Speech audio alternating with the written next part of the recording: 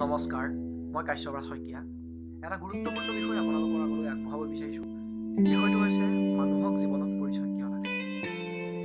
আচলতে প্ৰত্যেক মানুহৰে জীৱনত পৰিচয় লাগে। পৰিচয় অবিহনে জীৱনটো অৰ্থহীন হৈ পৰে। এবাৰ ভাবি চাওকচোন, আমি এই পৃথিৱীলৈ জন্মগ্ৰহণ কৰাৰ আঁৰত কিবা নহয় কিবা উদ্দেশ্য নিহিত হৈ আছে। আচলতে উদ্দেশ্যহীন জীৱন এটা শুকান মৰুভূমিৰ বালি সদৃশৰ দৰেই হৈ পৰে। আপোনালোকে বাৰু সপোন দেখেনে? সপোন আৰু লক্ষ্য এই দুয়োটাৰ মাজত ওতপ্ৰোতভাৱে সম্পৰ্ক আছে। সপোনে জীৱনত আশাৰ মাত্ৰাক ক্ৰমশঃ বৃদ্ধি কৰি গৈ থাকে। আশাবোৰে আকৌ মনৰ আকাশত পুৱাৰ পোহৰ পেলায়, জীৱনটোক উজ্জীৱিত কৰি তোলে আৰু নতুন ৰূপত গঢ়ি তোলাত সহায় কৰে। অৰ্থাৎ সপোনে মানুহক জীৱনত জীয়াই থাকিবলৈ শিকায়। ডক্টৰ এপিজে আব্দুল কালামে কৈ গৈছে যে we cannot change our future but we can change our habit and surely our habit will change our future.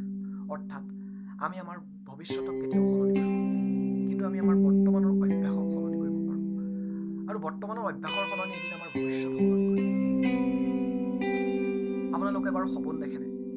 যদি সপোন দেখে, এবাৰ আইনাৰ সন্মুখত আহি নিজকে চাওকচোন।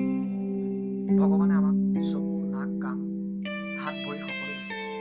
কিছু সংখ্যকক হয়তো এই সকলোবোৰৰ কিবা নহয় কিবাটো দিয়া নাই। তেওঁলোকেওতো জীয়াই আছে, তেওঁলোকেওতো হাঁহিবলৈ শিকিছে। আমি এতিয়াও উশাহ লৈয়ে আছোঁ, আমি এতিয়াও জীয়াই আছোঁ। চাওক, আমাৰ হাতত বহুতখিনি কৰিবলগীয়া কাম আছে। এই কামবিলাকৰ মাজৰ পৰা আমি এনে এটা উদ্দেশ্য বিচাৰি উলিওৱা উচিত, যি উদ্দেশ্যই আমাক নিজক জীয়াই থাকিবলৈ শিকোৱাৰ উপৰিও আনকো জীয়াই থাকিবলৈ শিকায়, যি আনৰ বাবে প্ৰেৰণাৰ উৎস হৈ পৰে। আমি তেনে কামহে কৰা উচিত। মানুহ মাত্ৰেই মৰণশীল। আমি এদিন নহয় এদিনতো এই পৃথিৱী এৰি যাবই লাগিব। কিন্তু যাৰ মৃত্যুৱে সকলোকে কন্দুৱাই, সকলোৰে অন্তৰত চুই যায়, আমি তেনে কামহে কৰা উচিত। আহকচোন, আমি প্ৰত্যেকে নিজৰ সোণোৱালী জীৱনটিক এটা নতুন বাটেৰে আগবঢ়াই লৈ যাওঁ। আপোনালোকে যদি মোৰ এই ভিডিঅ'টো ভাল পাইছে বা জীৱনত এই কথাকেইটাকে অলপ হ'লেও যদি কামত দিয়া বুলি ভাবে, তেনেহ'লে ভিডিঅ'টোৰ শেষত লাইক কৰক, কমেণ্ট কৰক, ছাবস্ক্ৰাইব কৰক আৰু অনুগ্ৰহ কৰি মোৰ এই ভিডিঅ'টো যিমান পাৰে সিমান শ্বেয়াৰ কৰি